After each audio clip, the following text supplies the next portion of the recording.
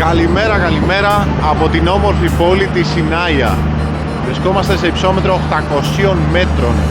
Ίσως από τους πιο εντυπωσιακούς σταθμούς που έχω δει στη διαδρομή.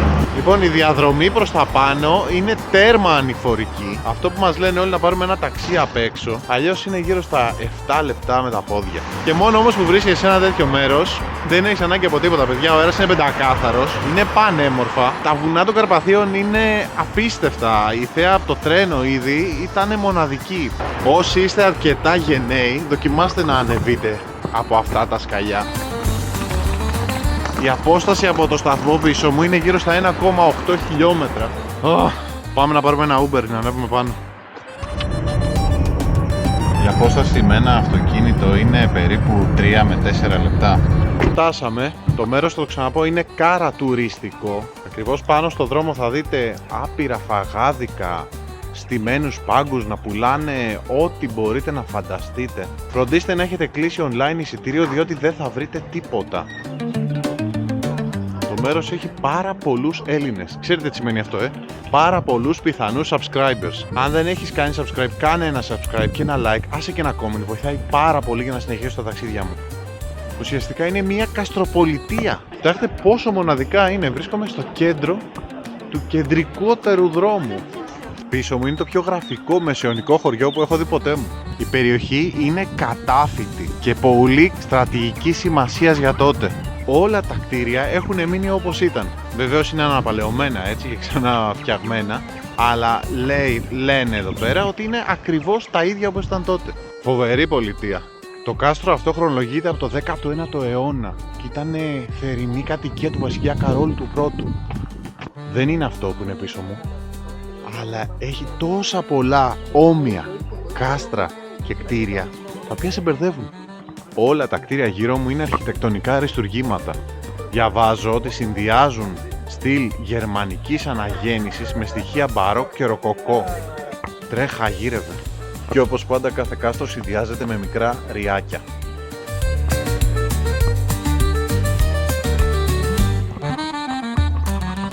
Το κάστρο αυτό φημίζεται και για μια πρωτοπορία, καθώς είναι το πρώτο ευρωπαϊκό κάστρο που φωτίστηκε με ηλεκτρικό ρεύμα. Επίσης διαθέτει και κεντρική θέρμανση. Περιττό να σας πω πόσα δωμάτια έχει μέσα, έτσι. 160 δωμάτια, ξεχωριστή αίθουσα όπλων και φιλοξενεί πάνω από 4.000 εκθέματα από όλη την Ευρώπη.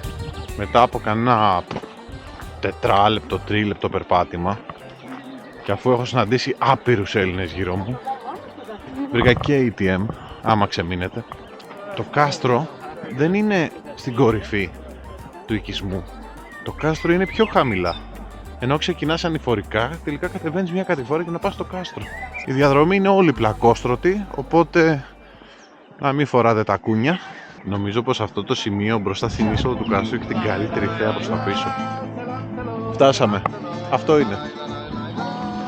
Αυτό είναι το κάστρο Πέλες.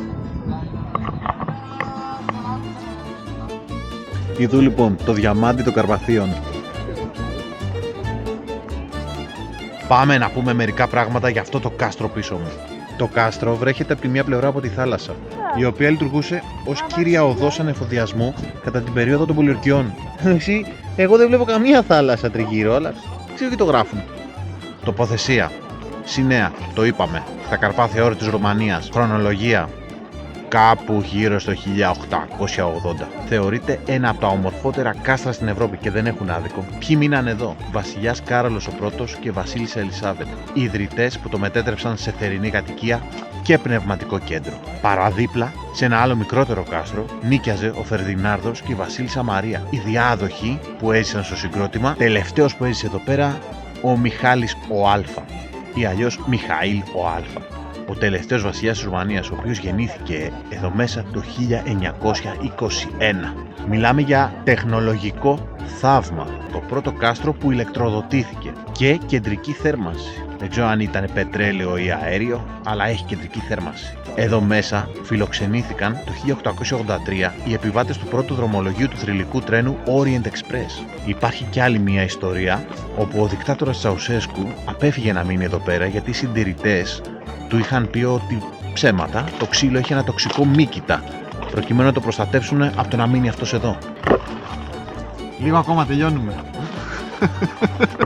Το κάστρο το 1947 κατασχέθηκε από τους κομμουνιστές, αλλά το 2007 επεστράφηκε στη βασιλική οικογένεια. Σήμερα δεν είναι τίποτα άλλο από ένα μουσείο και ο περιβάλλοντας χώρος είναι απίστευτος. Πάμε να δούμε λίγο πώς είναι.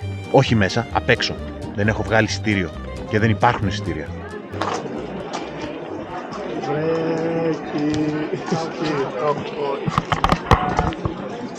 Κάστρο χωρίς κήπο είναι τζατζίκι χωρίς κόρδο.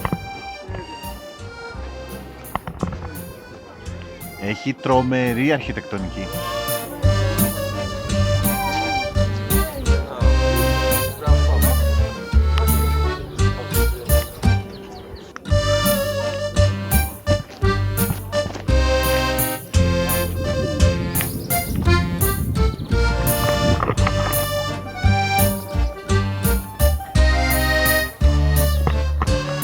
Πίσω μου εκεί πάνω είναι οι χιονισμένες κορυφές των Καρπαθίων.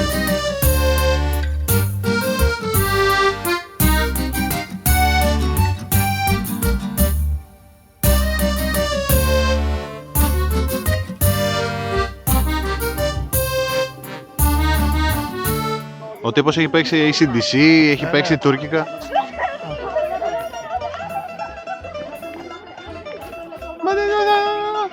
Λοιπόν, κάπως έτσι κλείνουμε, σας αφήνουμε. Οπότε σας ευχαριστώ για άλλη μια φορά που ήσασταν εδώ και θα τα πούμε σε επόμενα vlog. Χαιρετώ.